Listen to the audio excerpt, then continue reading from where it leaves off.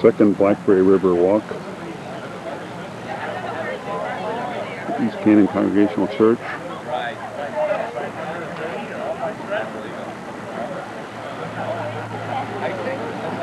About the Iron History heritage in this area. It's a very rich heritage. It was the life of this area for nearly 200 years.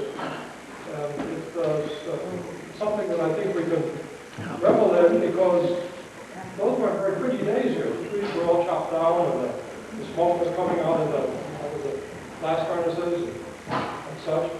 So we have all that history, very important history, and we have today's beauty, the trees, the clean brooks, and everything.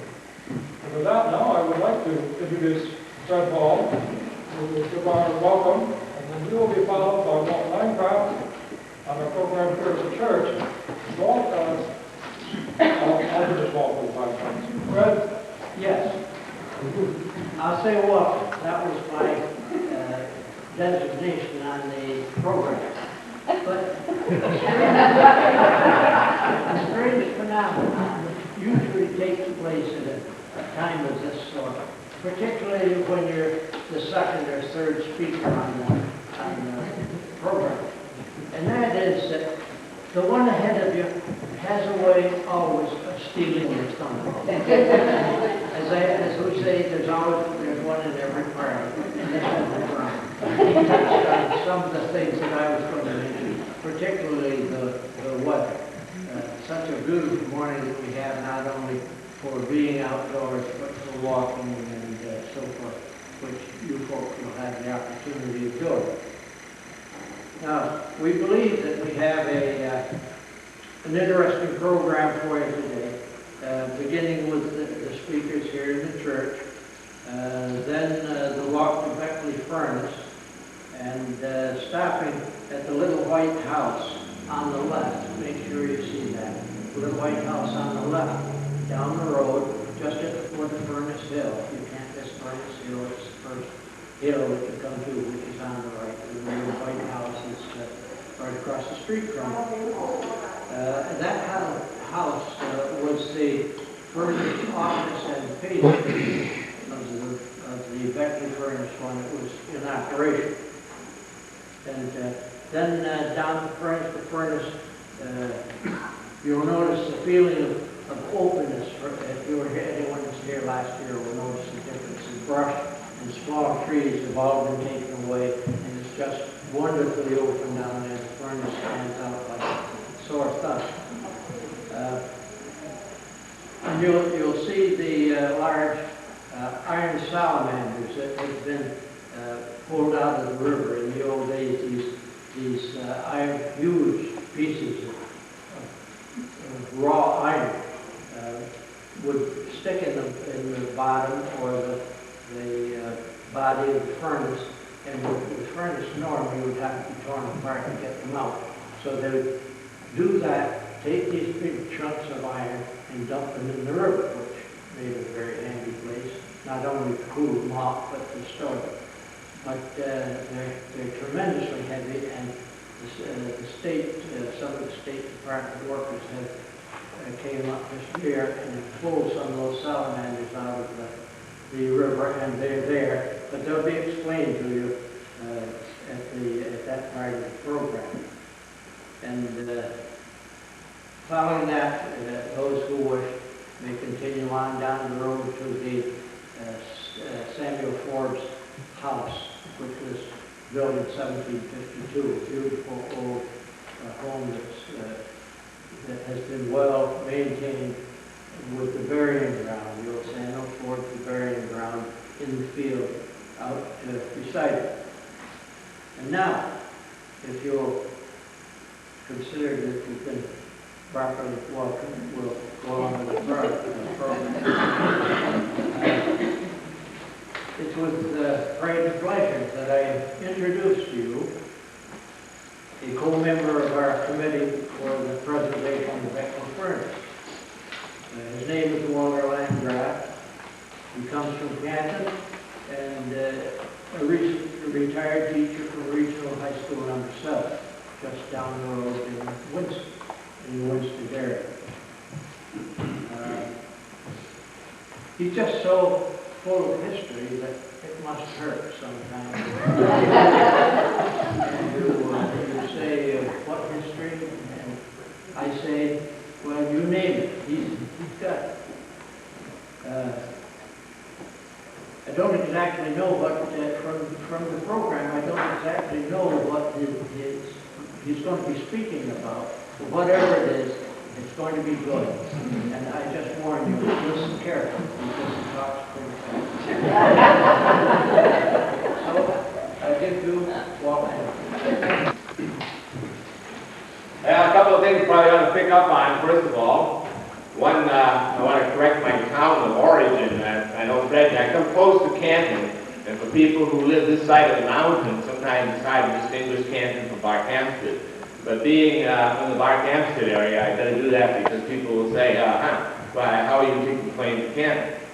Secondly, as far as in saying that I'm a vessel full of knowledge and it must hurt, I like to think of myself as a vessel which constantly becomes filled with more and more information goes in, more room there seems to be. And one of the great pleasures I always have of giving presentations at events like this is that there are always people in the crowd that eventually come up and say, got a little piece of info for you. Sometimes it's a story, sometimes it's a lead to a historical document that really helps out, and I hope and encourage anybody that has one of those to come up through and talk to me. Or I can say, gee, that was a pretty good story you told, but I don't quite recollect it that way. Tell me that also, because some of the stories I tell are recollections of other people's recollections. So it's sometimes a little bit difficult to separate all the fact from fiction, so to speak. What I want to talk about today is because today is such a cool day compared to last year. I stood there by the furnace and I began to think I must have had some feeling of what the old furnace people must have felt like last year when we stood against that nice stone wall with the sun beating in. So remember, the core temperature of that furnace got to about 3,000 degrees. So I want to talk about the fire today. I want to talk about the people who made the fire possible. And I want to go back and talk about a group of people who were rather numerous in this area and who were probably the foundation upon which the iron industry really rested. These people were the Colliers, and C-O-L-L-I-E-R, or you may see it in German, C-O-L-E-R, or various spellings thereof. Kohler, Collier, Cole. These were the people who made the charcoal. And my charge for today was to try and enlighten you a little bit as to who these people were. These people of dirt and dust and fire and smoke. People who live for most of their life separated from the community and definitely suspect by the community that they live next to. We go back and try to find out who were some of the first colliers to come to the shores. We find out that many of them were prisoners being extricated from their jail cells by the British. The British always were noted for being able to turn to a penny. And these were people who had basically got on the wrong side of them during the Scottish Risings. And they were being exported to the colonies, not just to get rid of these pesky people, but for a price. Most of these were indentured people. The British government paid their passage aboard ship, but they signed a contract with people over here to make sure that they got the passage plus back. So these were indentured people who came across the sea. But many of these people not only found jobs in the iron industry, but many of them went into the woods with axe and with the knowledge of how to cut the tree and turn it into charcoal. They were, as far as we know, the first large contingent of colliers to come to this country. In their native Scotland, they had already cut most of the forest. The British Commonwealth at that time was faced already with a wood shortage. The trees were disappearing rapidly. In fact, one of the things that they looked for in the colonies was that we had vast storehouses of wood.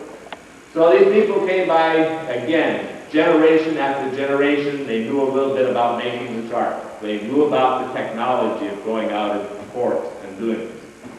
They were shortly joined by other people from Britain itself, from France, and eventually from Germany and Switzerland, and Sweden, and Norway, and the Baltic countries.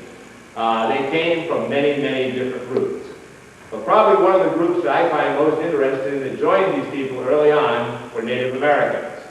These Native Americans were being dispossessed of their land, their way of life, and they were, many of them, extremely intelligent people. Often the collier did not willingly pass on their information, but a person who was an astute observer could become a collier. And we find many Native Americans becoming colliers. One of the things I always enjoyed to say, Bill Adams was getting out his books. Every time I go to Bill Adams' house, I'm totally amazed. You know, I sit down and he pulls out this other piece of paper or books, and some of his papers and books are on display in the Cantelli house, the old paymaster's house, which I encourage to stop at. Look at them carefully. They told us a number of information. But one in there, sure enough, coming out of the furnace in the 1790s was Jacob Conkapon. Jacob Conkapon is a descendant of a well-known Indian family from the Stockbridge, Massachusetts area and south into Canaan. And Jacob Conkapon was bringing down loads of charcoal to sell to the Forbes and Adams families down in this area for use in the charcoal industry. Currently working with Lucianne Lavin, who is working extensively with Scatterquicks down in Connecticut. And one of the things that we keep coming across is that Scatterquick Mountain was a variable collier's haven up there, but actually occupied primarily by Scatterquicks. And the Scatterquicks were making charcoal and bringing it to Kent and making charcoal and bringing it to the other furnaces. And so they picked up this knowledge, and because of their way of the woods and because of the way their lifestyle was being replaced, it provided a niche for them to move into the American colonies, into the American economy. Over east of the mountain, where I come from, there was a person by the name of James Chogum. And James Chogum was the head of the lighthouse community. We never could figure out who James Chogum was to find him so well documented down through history from the 1760s, 1740s by legend, the 1760s by written documents to the present. More and more evidence is appearing that James Chogum, of course, was a collier. He was a Narragansett Indian who had moved into this area, as many Narragansetts were doing as their land along the coast was taken up. And by the 1760s, 1770s, James Chogum appears to have been pretty well established as a charcoal maker. He lived in an ingeniously called place in New Hartford for a while, Satan's Kingdom. And everybody began to wonder, how on earth did Satan's Kingdom get its name? You know, well, there's stories about stagecoach robbers and everybody else living there, but the most credence that you can give to it is that it was a valley filled with smoke. It was filled with people who were in dirt and covered with leaves and debris and lived out in the woods, and they were black and they were red and they were white, but they were all black uniformly because of the charcoal industry. If you go back into the 1600s in England, you find people referring to colliers as in league with the devil. The primary reason is they raised the price of charcoal in London, and anybody who thought the London people have to pay more, obviously, it must be working for the devil. So we find a large number of Native Americans entering into the collier business and learning how to make charcoal. We also find a lot of free blacks. And if you look at the records that Bill has put over in the paymaster's house for us, you'll see people. I like the names. You get Robin, Negro Robin, Negro Jack, and various other names. You see people being used only by their first name, and you're pretty sure that they're free blacks. In my area, I had a man called Patience Valentine. Patience Valentine was born in Richmond in 1848. He was probably not born a free man. But he becomes a major charcoal maker in Harlingen and in New Hartford, and he lives, of course, in that infamous place called Satan's Kingdom. And we had a story that I was told in one of the programs I gave. The Fenn family had a large farm down there where the airport is, Johnny Cake Airport, and that whenever the people in the community were ready to make charcoal, they hitched up their wagon, went up to Satan's Kingdom, got old Patience Valentine, and brought him down, and he made charcoal. One of the things I learned at the Iron Masters Conference was that many of the Negroes that were brought to this country as slaves had already known how to make charcoal in Africa. Africa, unbeknownst to me, at my stage of that empty vessel I'm talking about, was a major iron-producing and charcoal-producing area for thousands of years. There's been a lot of interest in the archaeology work. But actually, many of the blacks came here with that knowledge. When I was up in Norfolk giving a program this spring, a lady whose name was Collier came up and told me about her great-grandfather being the head of a collier group that worked in western Connecticut. And she said that one of the things, not only did lots of blacks work for them, but lots of blacks fleeing the South also joined them. And they became a part of what was the Underground Railroad movement. Because blacks could move in among blacks, and everybody was black, even if you weren't black. And when Colliers moved through town, everybody said, there goes the Colliers, you know, and they had sort of equivalent to what we know as gypsies. Everybody went in the house closed the door, you know. So nobody really harassed these people much. But she said that many people moved along that way. When I was at Hopewell Village 2 weeks ago, people pointed out to me how many blacks joined them that were fleeing the South as woodcutters and charcoal makers. Not as colliers per se, but as workers to the head of collier. Later on, of course, the area became populated eventually with French colliers in this area, colliers from the Baltic regions, Lithuania, Latvia, Estonia, Swedish, Norwegians, Germans, Spanish. There were colliers that came from many, many different areas. One of the things that I'm enjoying learning about is that the baskets that they used were typical of their ethnic heritage, that the type of hearth that they made actually carried a marker of their ethnic heritage. When I was in Hopewell, I was reminded that I was doing it in a Germanic fashion, even if I did come from northwestern Connecticut, and they weren't quite sure who those people were up there, but they probably made charcoal differently than they did down in Pennsylvania. But to me, it was interesting to see that there was this definite ethnic stamp that went on to the type of pile that the people made, and to the type of baskets that they made, and to the abode that they lived in. I have a couple of pictures of those abodes I'll show you down below. They were really great. But they did markedly different. The Scattercooks had a whole different type of collier hut than did the Germanic people, than did the people in the Mediterranean region. Now, were colliers really dirt poor people? Were they really enslaved to their way in the woods?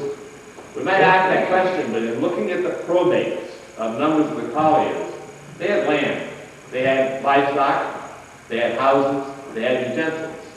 They were good middle-class citizens, the collier, the head man of the pile. He had a craft, an art, and making charcoal, believe you me, after having a little bit of experience with it now, is an art. You have to use your sense of smell, your sense of sight, you have to go a lot by your gut feeling. And a good collier who could take a pile of wood and produce good quality charcoal, he was a real true craftsman, a real true artisan.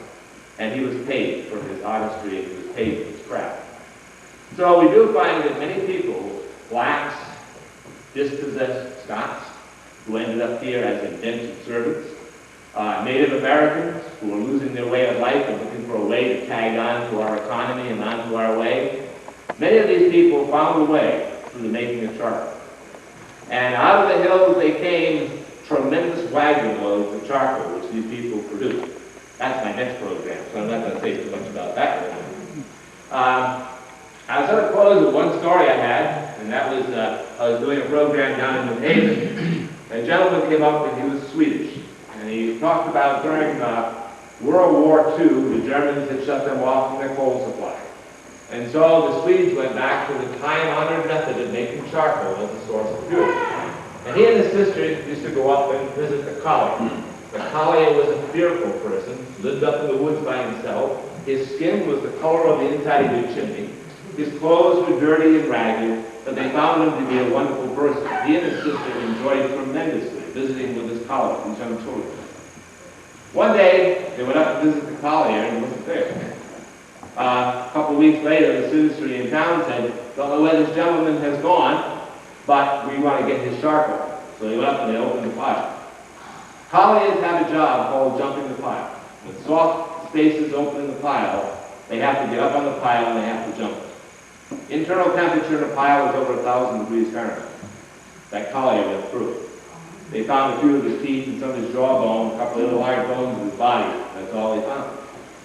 So a collier's life was a dangerous life. It was not just one where you just pile up all this wood and had a big campfire and covered it with dirt and so forth. But that story illustrated a number of things to me. It reaffirmed my belief that colliers became permanently endowed with their color. My wife Lynn will tell you that I came home from making charcoal a couple of weeks ago down in Hopewell Village. It took a number of showers and baths and various types of scrubbing. I'm still not quite sure that that's my color. And I imagine somebody worked there for years and years, standing up top of the pile, and the smoke and the tar rising across their face, and the dust and dirt grinding into their skin. I'm sure they were pretty much uniform people. Even though they were a fearful people of the devil, you know, Satan's kingdom and so forth, those children found him a very sensitive person, a person that they enjoyed being. And many people have good stories to tell. And they lived a dangerous life, but they also were able to provide for families and were able to provide for housing. Our colliers, I think, when I was down in Pennsylvania, had a bum rap. They did drink a little bit. Maybe a minor understatement. But the Pennsylvania colliers, about the only thing that they said that they had heard about the Connecticut colliers was that they had one heck of an appetite for liquor. So, with that, I want to end my morning presentation to you, and it's a great pleasure to be able to, Ron, you're going to do the introduction, so I better be quiet. I'll steal thunder again. Thank you very much.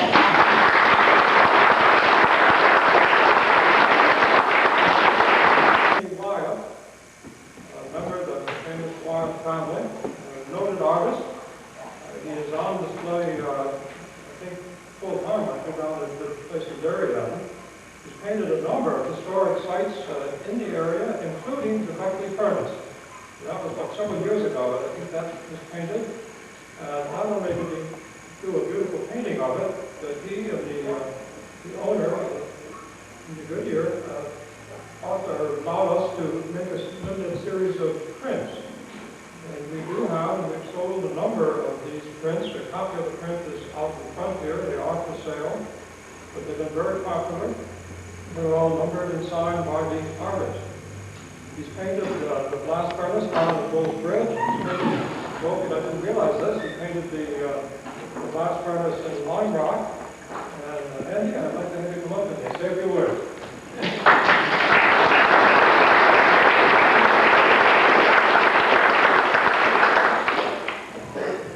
That's a very tough act to follow.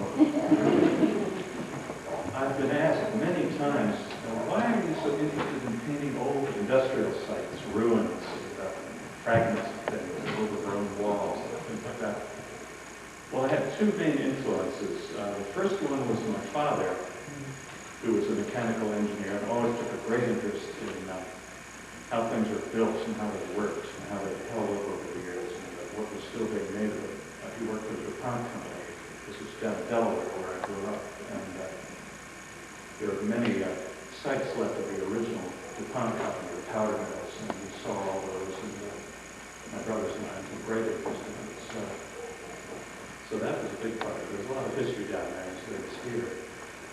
But one other particular influence that a lot of people don't quite get when I describe it to them, when I was 8 years old, I stayed up late one night with my older brothers to watch Shock Theater, and we saw the great old horror film, Frankenstein Meets the Wolfman. Which, I don't know if anybody here has ever seen that, but it had magnificent sets of the old Castle Frankenstein with big arches and broken staircases that lead nowhere, and water flowing through it, and at the end of it, the dam's blown up, and the whole thing is knocked down and washed away. I think that's stayed with me ever since, is the vision of those huge, towering, crumbling castle walls. But my wife and I moved to Connecticut in 1979. I knew that already, without having read about it, that there was a great deal here to paint. And in a few years I got a copy of a wonderful book called Abandoned New England, which has maps and descriptions of and directions to all sorts of sites in Connecticut, Massachusetts, and Rhode Island. And that's where I first read about the Beckley Furnace. It had a photograph of it taken from across the river, which I didn't care for too much. I didn't think that was a very good angle. But I just had a hunch there would be a better one. So I drove out here one day. This was about 5 years ago, I think, and walked around and finally found the angle I wanted. And I came back much later, I think that was about 4 years ago, one drizzly day, and sat down to do the drawing right on the paper that I eventually painted on. And the rain kept coming and going, and I spread a big plastic garbage bag over my drawing board and just sit there and wait for it to stop. And then it would stop and I'd draw some more, and just went on. So it took most of the day to draw. And that brings me to one problem that I and anyone who paints technical sites or industrial sites has. And that's the problem of the question of, is it a painting or is it an illustration? That is, are you telling a story, or are you painting a scene to be appreciated by anyone who doesn't know anything about what they're looking at, or what went on there, or who lived there, or anything like that. I like to think that I'm able to do both. I don't know. That's really only the people who look at the picture can answer that. I mean, everybody here has an interest in the furnace as a furnace, and as the Blackberry furnace, and you can see the different level that was added to it. You can see the dam in the background. I think you know the supply of power to the bellows, and you can see the sites, the walls along there with the other buildings. But a lot of other people would think, oh, it's a furnace, and they would just imagine there was a fire inside it, and that's about as far as they would go. So some people would say, well, it's a painting and an illustration, and others might say, well, it's neither. You can't have it both ways. But whenever I do a picture of a site like this, or anyone with a past, not necessarily industrial, I think it has to be both a painting and an illustration. It helps to know what went on there, but if you don't, I think you can still appreciate it. Or you might be drawn to find out what went on there. That's always a good thing, too. And, I think that covers it, unless anybody has any questions about the picture. Okay, well, Ron, I'll turn it back to you.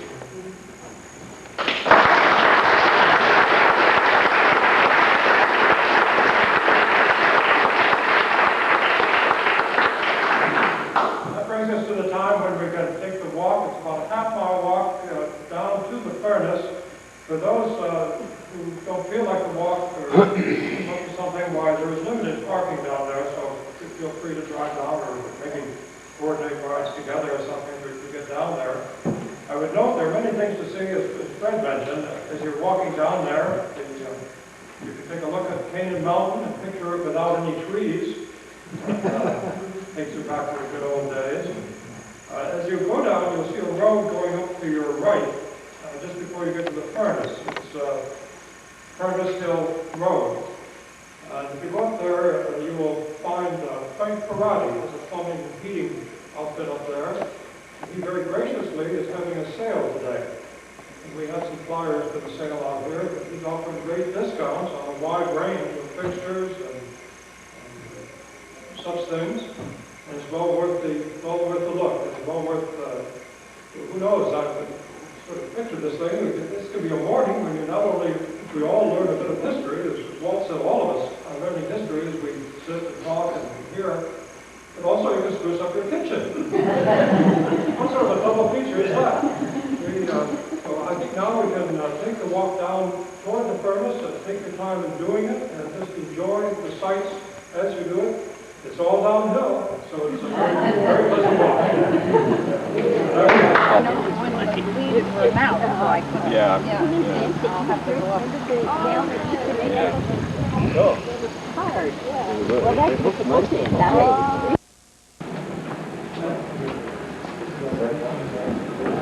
This is our hostess. What's for breakfast? How are you? You know Phil Cummings? And Tom? Happy birthday. Invade your house. Well, it's not mine. No, it's her husband's family.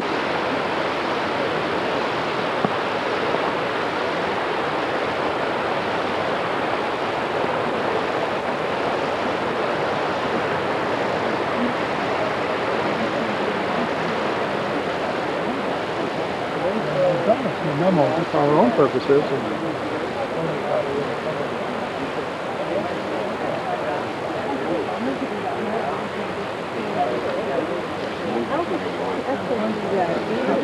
Take your trip down to Lime Rock Station. Smile. Carried by wagon over to the police boundaries they have there. Most of it they made you know that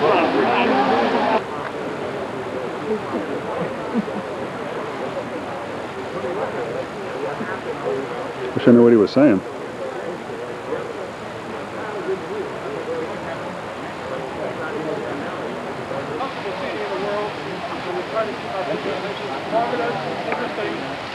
Relatively short. There's just an awful lot of things to see. The old flag pile, that other across the bridge. You just come into a whole pile of oxide that's covered in slag.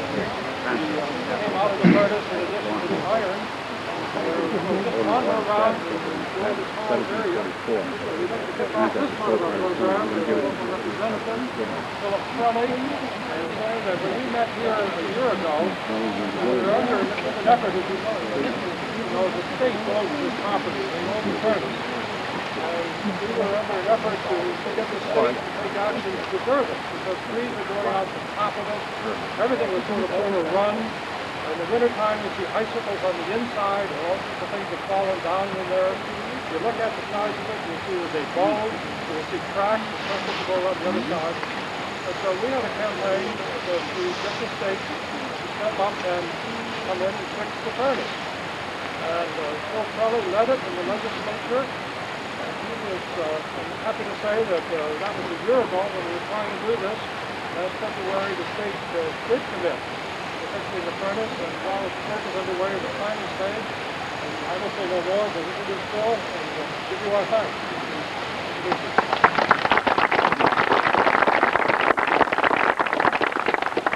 Good morning. It's a little tough to be the first speaker and East Canaan. It's going to be interesting and enlightening. I find that a little intimidating, but we'll try.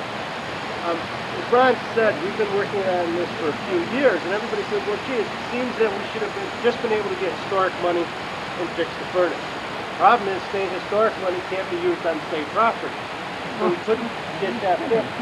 Here we have something that belongs to the state, yet we can't use state historic money to fix it. So that was the first hurdle we had to climb. But as Ron said, we got the $250 million or $250,000 that's going to restore the furnace, and no profit. It's always good to have Walt here. But we're now caught up in the state bureaucracy. What's happening? We got the $250,000. Why aren't we fixing it?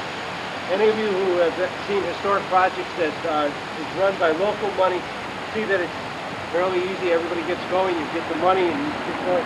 We're now caught up in the state bureaucracy. It takes a little longer. It's now in the Department of Public Works. They have a project manager. His name is Robert McNulty, and we're moving forward. It's really good. I think we're right now at the crest of saying we're almost ready to start. I talked to them last week. Within a 2-week period, the contracts are going to be done. The paperwork's going to be done for the official contract. We're going out to bid after that. They're going to ask 3 specialty contractors to give a bid. It's not the type of business that any contractor can just come in and fix that. So the next step will be 3 specialty contractors going out to bid. And they hope to begin work winterizing it and protecting it by October 1st. So that we will be in here working, they'll be in here at least winterizing it and start to work.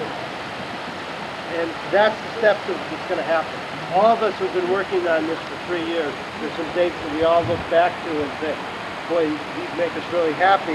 I'll tell you, I've got 3 dates. The first one was the day on a Monday, they called me and said, on Friday, the bond commission is going to approve $250,000 for Beckley Furnace. I said, that's great. They said, but you can't tell anyone. So I didn't dare come up here. My smile would have been too big and it would have been a dead giveaway. Obviously, the next great date was Friday when the bond commission passed it, and I got to call the group that worked so hard on this. If anybody's owed a thanks on this project, it's the Beckley Furnace Committee. These guys have done just the preservation committee has done so much work. They've got us so involved. And the secret of this is just get somebody here, and I guarantee that they'll work from then on. They got us down to a meeting, and it was like, okay, we're all set. We'll go and we'll work. And everybody here has now been here and seen all the work they've done, seen the work they've done in the last year cleaning this up. It's just so amazing. You just get involved. You want to be involved in this, and I think everybody here knows that. The other side that Department of Public Works has told us is that they've now made an agreement with Specialty Minerals. Perry Gardner's here today to make sure the stones come here. That's very apropos. And the stones from the original furnace came from Canaan. The new stones also come from Canaan. And what's the work they're going to do? They're going to be obviously improving the integrity of the structure. They're going to do some work on the roof. I think the first work will be cutting down trees. And but they're also going to be doing something that's totally different than what we've seen. They're going to get the brick and mortar out from the inside and put it back to where it was with stone inside. So those are the steps. What's so important about this? My third happiest day is going to be the day we come and say they've completed their work there, and we can look at this and say now it's new structure. And I'm hoping that that's going to be. I doubt that's going to be this fall, but I'm hoping that's going to be early next spring. And as we are working, and everybody's heard about the preservation of the natural spaces and opening the new open space laws that we worked on this year and money moving forward to bring new open space to Connecticut, we're also taking an open space that we've had for a number of years and making sure it moves forward. I think that's what's important. The next steps are going to be just as important. We saw that we've opened that up. There's work that has to be done in the dam. There's work that's going to be continued to keep this area open. And I know the Preservation Committee is looking at maybe making the house that we all stopped in part of this whole structure. I think those are steps that we have to continue to move forward. And it's important that you're all involved in those steps because that will make sure it moves forward. I just want to say that this has been a great public-private partnership. It's going to continue to work as long as we keep it a public-private partnership. It's been great to be here with you today. Hopefully I did not take too much time and ruin Ron's speech and make this too boring. And I'd like to thank you for allowing me to be part of it and being with you today. Thank you.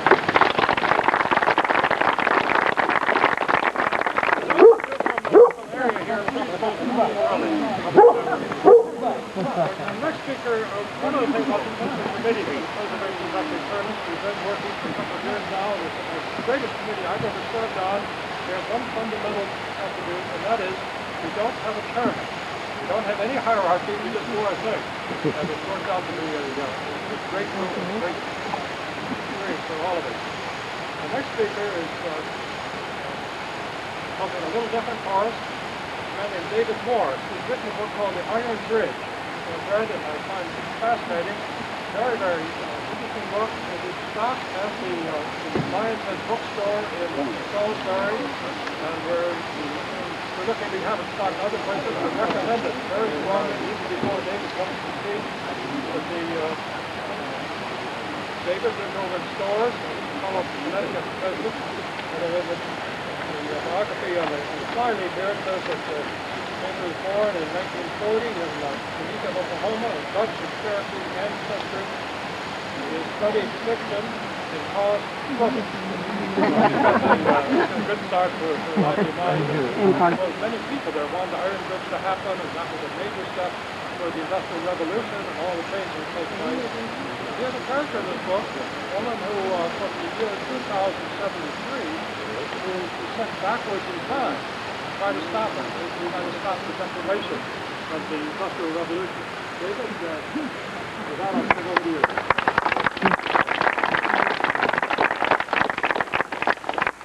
At the core of my book, and I think at the core of this event, is something I would just like to allude to, and that is the extraordinary importance of iron making in human beings.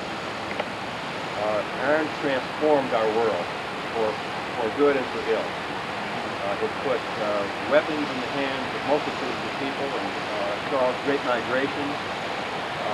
Really changed our world and changed our natural environment. And it was a Western, the blast furnace was a Western European innovation. No one knows quite where it began, but sometime in the 14th century, that time we think of as really sort of a dark era in terms of invention, was actually an invention. The water wheel came about, assisted steering, and it made possible the actual melting of iron, which was a quantum jump in the way people handled iron before. You could work iron up from a forge at fairly low temperatures You could squeeze the slag out of it under a hammer by hand in a Catalan forge or furnace, but to actually do this, to have a tower in which a forced draft was introduced to the charcoal, made it possible for the first time to liquefy ash, and thereby to cast ash, to make cannons, to make muskets, to really conquer the world. In a very real sense, iron making was then a kind of paradigm for all of Western industry. The other thing I'd like to just illuminate is that this is an anachronism in some respects. In 1709, Abraham Darby first discovered how to pre-blast furnaces with charcoal. He discovered that you could coke coal of the proper consistency, which he found in Shropshire near the Severn Gorge, and it was that invention or that utility that permitted iron making then to be freed from the deforestation process that had already swept most of England. And that deforestation was already causing trouble in the Elizabethan times. You were not permitted to harvest timber within a certain number of miles of the coast, particularly if it was wood of the kind suitable for shipbuilding. So England was already having its problems. Darby freed the blast furnace from charcoal, and at the same time, Newcomen invented his steam engine. Built about the same, almost in the same year. The steam engine allowed sites other than ones like this with swift water to be exploited. You could now pump water up into a holding pond of some kind, allow it to come back down over the water wheel, and thereby exploit very large sites. So this site, for that reason, is kind of anachronistic. The furnace was built well after coke smelting was established in England. So it took a while, it took 30 or 40 years to become really mainstream. In this country, we had vast iron plantations. They called them that, iron plantations. And those were supplying one of the fundamental raw materials, thermal energy. I'd like to say finally, not too much to say, but it's like a recapture, it'll help us recapture what this site would look like in the furnace's heyday.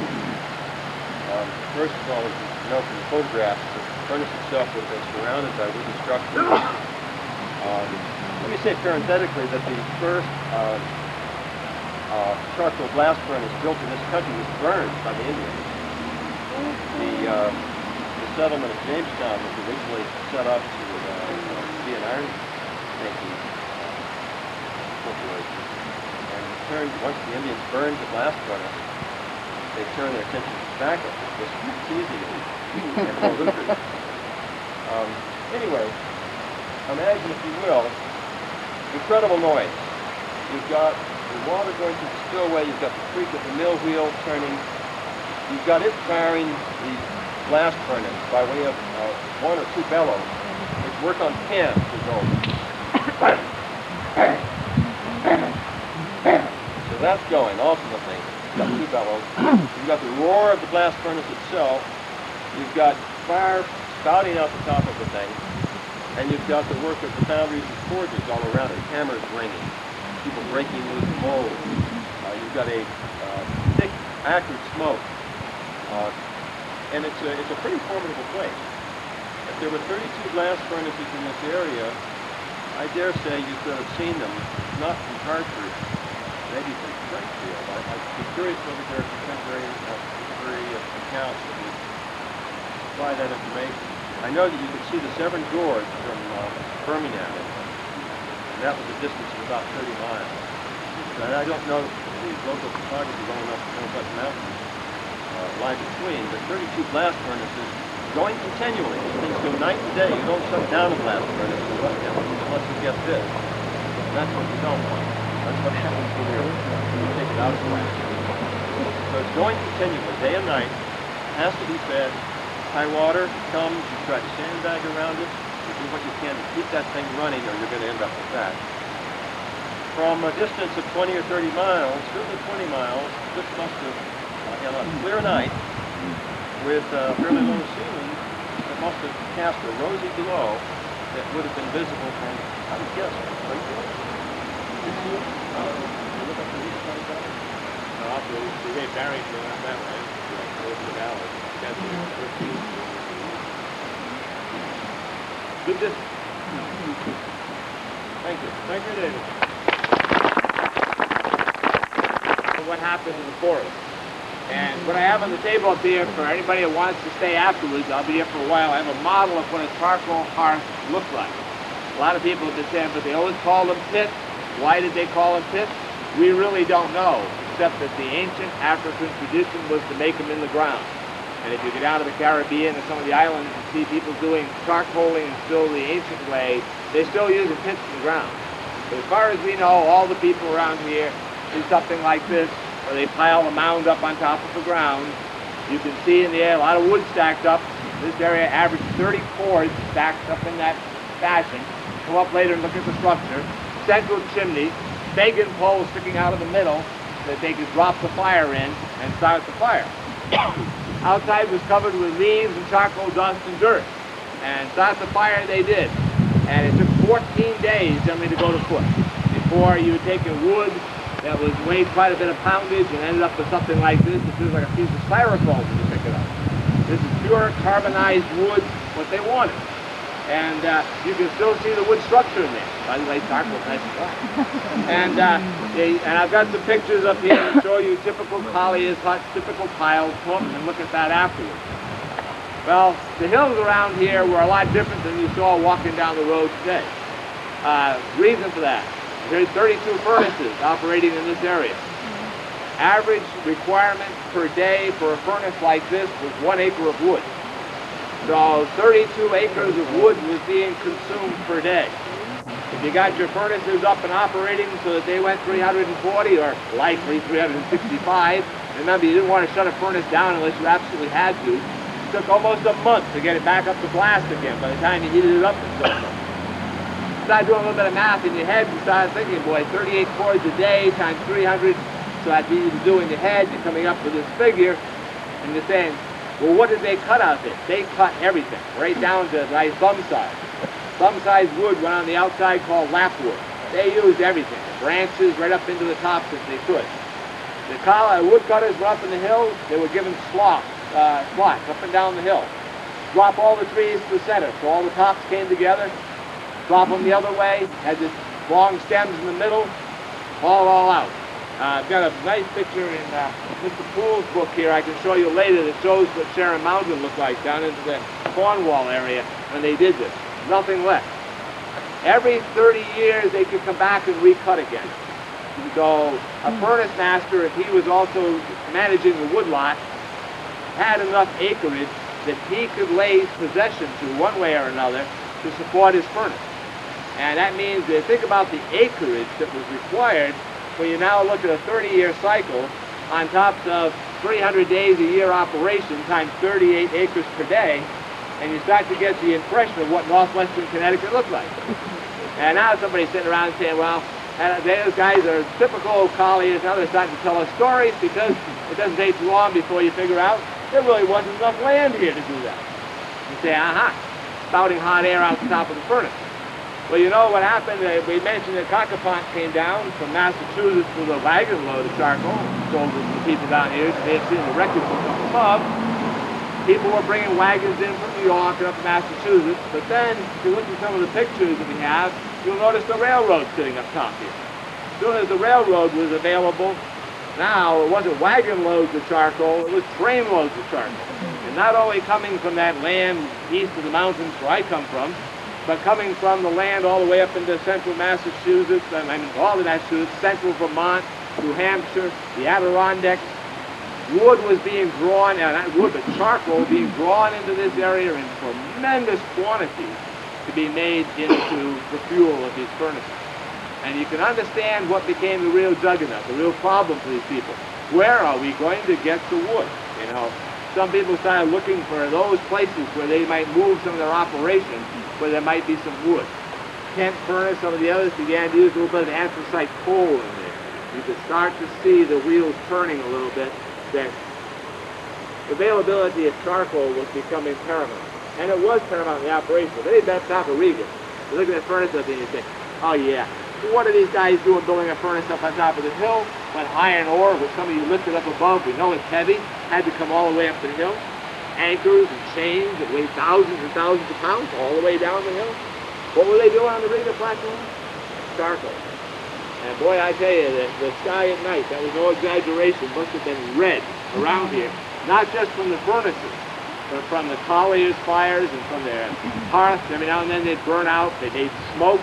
As I say, I just made fire down, and we did a 5.5 quart pile in Pennsylvania. I think we covered half a county with smoke. And it was amazing. And the first day or two of that fire, when it got started, you could see the sludge from that charcoal hearth 15 miles away in the blue sky. So, I mean, if you stop and think of all the hearths that must have been in operation around here, it gives you some idea of what it was like. 14 days after they piled it all up in the pile, covered it with dirt, started the fire, crossed their fingers, toes, went on 24-hour watch, you know, to make sure nothing happened and went wrong, the collier began taking out the charcoal. And the stuff is still, it's almost musical. Hardwood charcoal has almost a music to it. I know that was my first impression when I raked out at Hopewell for the first time. I'm raking down and this charcoal's coming, tickle, tickle, tickle, tickle, tickle, tickle, tickle down the pile. Almost sounded musical. And boy, I bet it sounded like jingle, jingle for a collier. Because that meant money, money, money. And you could go off to town. I brought with me a typical collier's basket from this area. The people in Pennsylvania were absolutely fascinated because their collier's baskets were a little bit different. So we started talking about collier's baskets. The guys from Morgantown, West Virginia, their collier basket was a little bit different. The people from other places, the baskets were a little bit different. People had different styles. Now, I want to embarrass Carol by pointing her out in the front row. Carol Hart, a good basket maker, with a hat on in the front row. If she can make old Chief Ten-Thumbs make something like this, you guys ought to hustle right over and sign up for her. Because, you know, I mean, you know, lots of people betting what my basket would look like when I got done. But we did everything from, you know, cutting the handle out of hickory, green tree out in the woods, stripping the strip ash right off the log itself. Nice, slimy, nice log. Carol had the best smelling log. We were one to sleep. And we stripped it down and we made it. This is an old winnowing basket. Got the belly pouch. Fits right against your knife like that. You could take the charcoal and you could bounce it, get rid of the dust if you wanted to get rid of extra dust. Or if you weren't black enough, it made you blacker, you know. You can load the basket real easy, put it on the ground, rake the stuff in it. I proved that down at Hopewell. In a good basket, you know, carry it on your head. Charcoal colliers, you always see them with baskets on their head. If you weren't black enough, you soon became blacker, you know. Carry it up to the wagon, you could dump it in. Nice clamshell, right? Made a beautiful basket to work with. So I just brought this down. Bill Adams gave us the original copy of that. And George Kiefer stayed and hauled out his basket, reaffirmed our faith that, yes, in fact, colliers did use baskets like that. I'm going to be here after you go up and look at the turbine and so forth. And if you have a chance, you want to come back and look at some of these things in pictures, do so. I hope you appreciate the greenery of these hills and the clarity of that water, because things were a lot different here at the turn of the century. Thank you.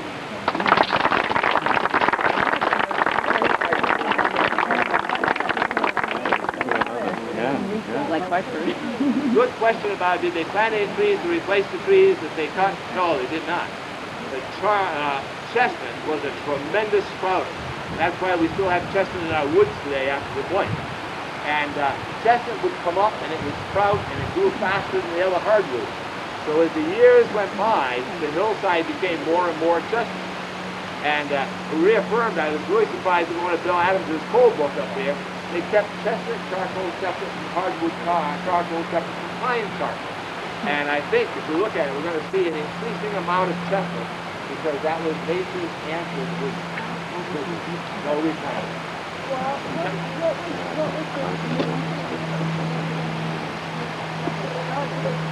Well, probably a chestnut was about 25% of the forest stand. Oak was fairly common. That oak, we're finding out today, was a gift to the Native Americans because of their burning policy. Now that we don't have fire in the forest, we don't have colliers running around all over the place, maple is taking over, and beech is taking over as the dominant tree. But it was probably pretty much an oak, chestnut forest with a scattering of all the other hardwoods that we have in there. And there were areas of pine, especially along the rivers. A lot of those gravel pit sandy areas were pine, and we always had a big debate whether they made charcoal from pine until Bill got his book, you know, I was there it is. One other quick point, in 1932 they were still making charcoal the way we described it, People's Forest. Collier was still living in that little dirt house in it. What were they using it for? Curing tobacco. It was kind of interesting. The other thing I ran into was the gunpowder industry. It was very much into charcoal making. Basic ingredient of gunpowder, charcoal, black powder. What did they use? Willow, because willow gave you a very fine charcoal base. How long did it take? 1 week. Yeah, what they like to do, and people asked me before, you know, if you got a 1,000-degree fire in there, how do you know, we spent all week controlling the fire. We put a hole closing hole, open a hole closing hole, you know, keep the fire under control. When you're done, blue smoke comes out all over the pile, even down to the foot. Close off all the holes, let it go out totally. And then if the collier, you know, he likes to have time on his hands, because now when he starts raking out, he knows it's cooling. He doesn't get embers to start from burning charcoal up. So they normally had to allow it to cool 1 week, sometimes up to 2 weeks. They sold it by bushel, and the price varies depending upon what the, you know, what the time period is we're talking about. I don't have a good number I can give you. Well indicated, he will be around here to answer questions afterwards. Because what we have here is time. We want to have presentations, but also have you all have time to consider these things. We gave our thanks earlier to Phil Kelly, who's done such a great job in doing all this. He's had a very able and dedicated co-sponsor on all of his activities. Let's give it to Andrew Rohraback.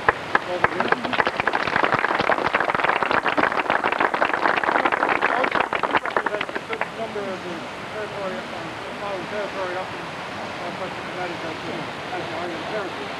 And we appreciate him, again, if you live in his territory, vote for him. Don't vote for him. They've both been great up in the town here. The next speaker is Ed Kirby. We talked about the different things you need to have an iron industry: the ore, the limestone, the charcoal, the people. Another thing we need is power. You see out here in the Blackberry River, it goes downstream pretty fast. We're about this 1/2 mile stretch. We use these small rivers power to make the blast. That's going to talk some about what we have here, because we have a very special situation here at Connecticut.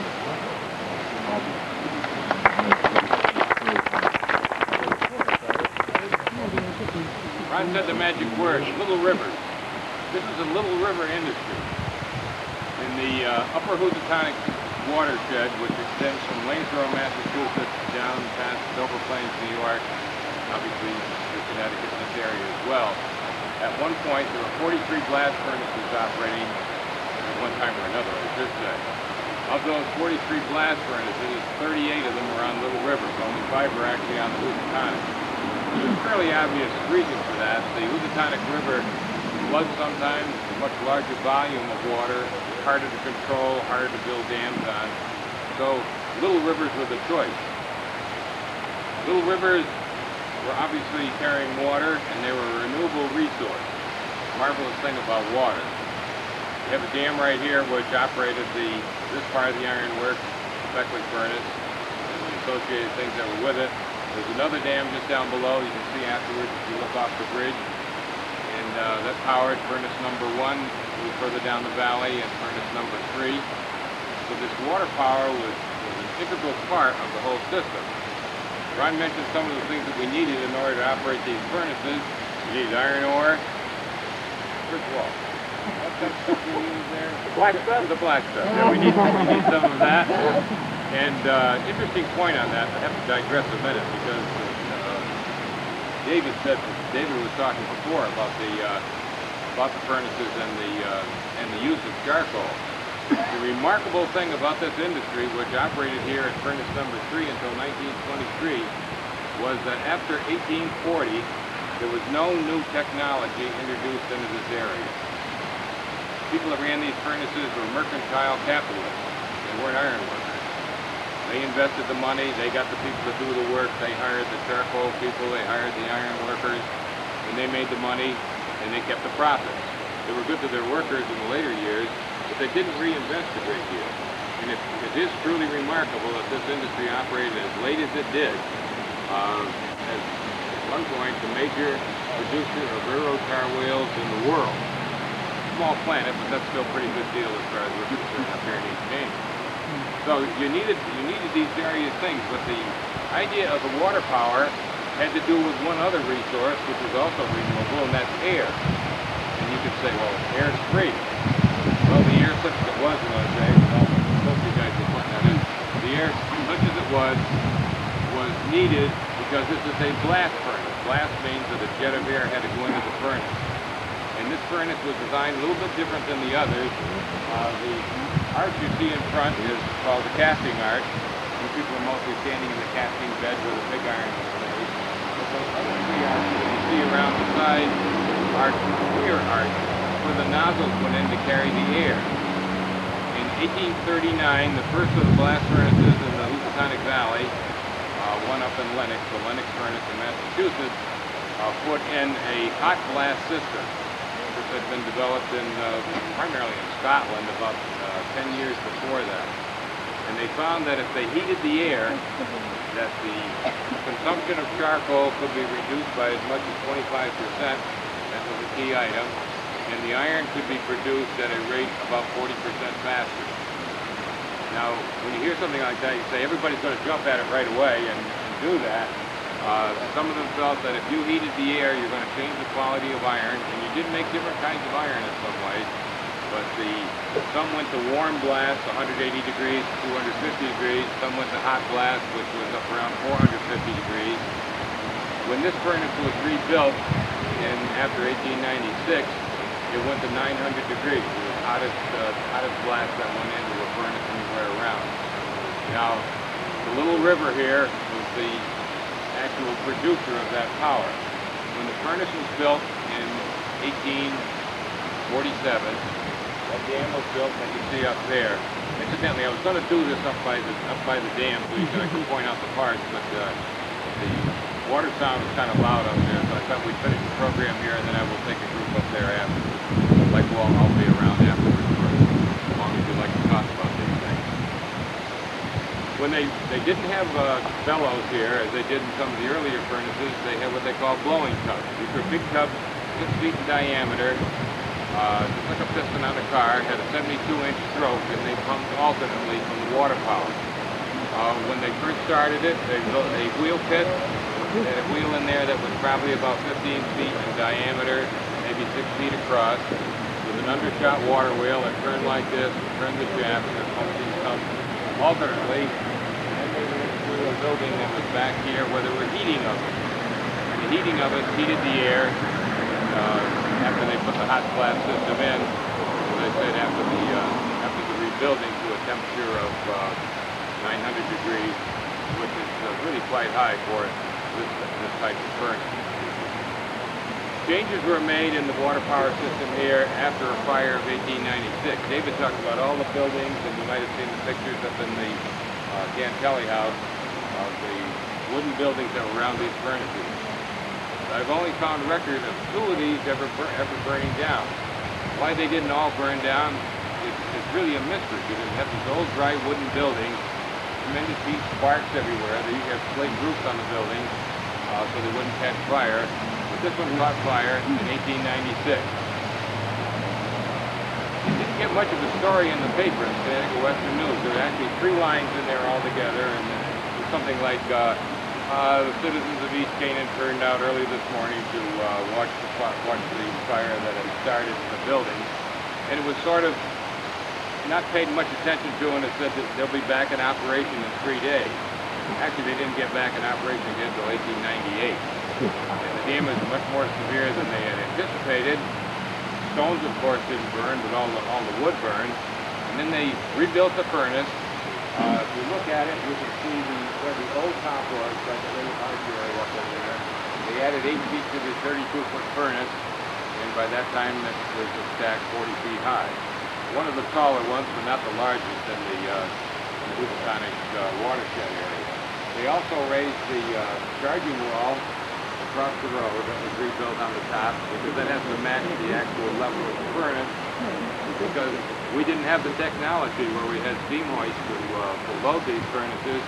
We had a lot of Irishmen and Italians with little wheelbarrows running in and dumping the ore and the charcoal and the lime into the furnace. This had to be done about every 25 minutes or so. So they built a turbine, put a water chamber in, built a turbine, that big pipe that you saw over there about this size, and the pipe runs down through the turbine. The turbine exits from underneath. In other words, the water drops down through it and spins these fins extremely fast.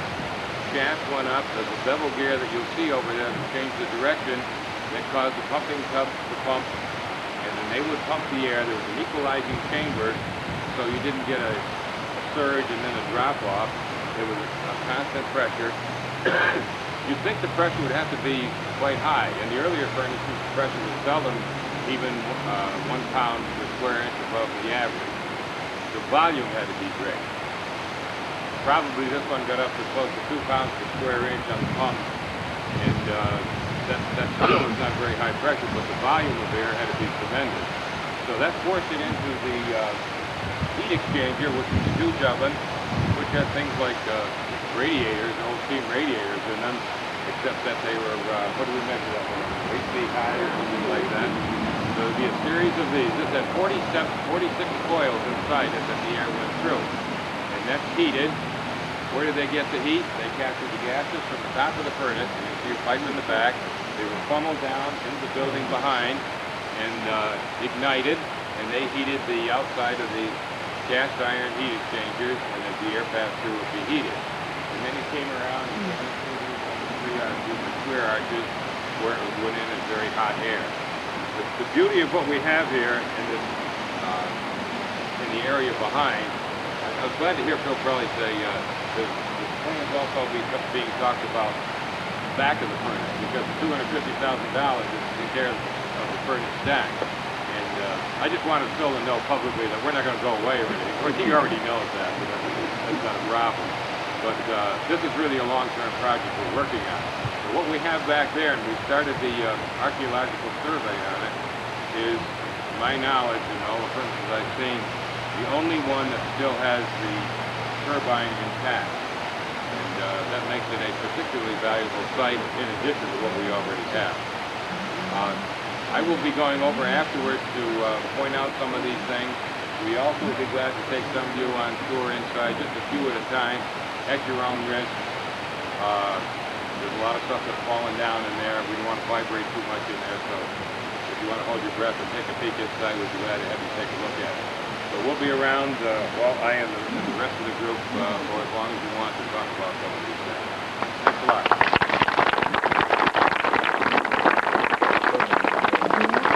I thought it'd be appropriate to have a little wrap-up on Dr. Bill Adams, who lives right here on Lower Road. And there's a direct descendant of Samuel Ford. His original iron print, the original earlier forges. Samuel Ford came here at a very early age, in about 1740, and then he learned the iron trade, and Samuel Ford lived to the age of 98. So he had a very major activity going here. The blast furnaces actually came after his time. Samuel Ford's iron print, and we have today's version, Go out.